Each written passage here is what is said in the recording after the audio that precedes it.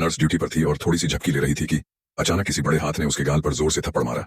उसने तुरंत चेहरा ढक लिया और घबराकर इधर उधर देखने लगी, लेकिन आसपास कोई नहीं था। बस उसके चेहरे पर बने लाल निशान साफ दिखा रहे थे कि यह सपना नहीं था। उसे लगा कोई उसके साथ मजाक कर रहा है, लेकिन जैसे ही उसने सिर घुमाया, कहानी शिफ्ट होकर मेक्सिको के एक हॉस्पिटल में पहुंच गई, जहां नर्सिंग पोस्ट के लिए इंटरव्यू चल रहे थे। हॉस्पिटल को अर्जेंटली नाइट शिफ्ट स्टाफ चाहिए था, लेकिन 12 घंटे की लंबी ड्यूटी के चलते कोई रुकने को राजी नहीं था। एनी ने अपना इंट्रो दिया। हेड नर्स ने उसके डॉक्यूमेंट्स चेक किए और पाया कि वह सब क्राइटेरिया पूरी करती है। हेड नर्स ने उसी रात ड्यूटी पर आने को कहा और एनी ने हाँ कर दी। चेंजिंग रूम में जाते वक्त उसे आईसीयू की चाबी दी गई और समझाया गया कि पिछली चोरी की वजह से वहां एक्स्ट्रा सिक्योरिटी रखनी पड़ रही है, क्योंकि आईसीयू में हाई डोज वाली दवाएं रखी जाती हैं। एनी ने यूनिफॉर्म पहनी और आईसीयू की तरफ चली गई। जैसे ही वह एक पेशेंट को इंजेक्शन दे रही थी, उसे अचानक धीमा सा गाना सुनाई दिया। उसने हालवे में देखा, पर कोई नहीं था। गाना फिर भी जारी रहा। उसने खुद को संभाला और काम पर वापस लग गई। थोड़ी देर बाद आयोडीन की बोतल गिर गई और कपड़े दागदार हो गए। वह कपड़े बदलने गई तो देखा कपबोर्ड का दरवाजा खुला था।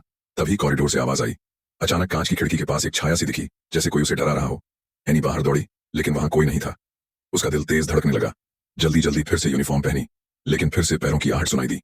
उसने कपबोर्ड के पीछे से झांका और वही अजीब शख्स दिखा, जिसने नर्स की टोपी पहन रखी थी और अजीब हरकतें कर रहा था।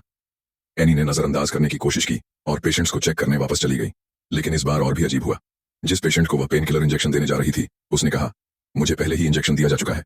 और सामने खड़ी नर्स काले लिबास में थी। एनी ने रिकॉर्ड्स चेक किए तो पाया किसी और की हैंडराइटिंग उसमें ऐड की गई थी और ट्रे पर रखी दवा के साथ भी छेड़छाड़ हुई थी। उसे लगा कि बिल्डिंग में मौजूद किसी ने प्रैंक किया है। वह जनरल वार्ड में जाकर लूसी से पूछती है, लेकिन लूसी ने साफ इनकार किया और कहा कि आईसीयू की चाबियां सिर्फ उसके और डॉक्टर के पास हैं। इतना सुनकर ही एनी के रोंगटे खड़े हो गए। तभी पीछे लाइट्स टिमटिमाई और पैरों के कदमों की आवाज गूंज उठी। इससे पहले कि एनी कुछ समझ पाती, आईसीयू का अलार्म बज गया। दिन गुजरते गए और देखते देखते 2 हफ्ते बीत गए।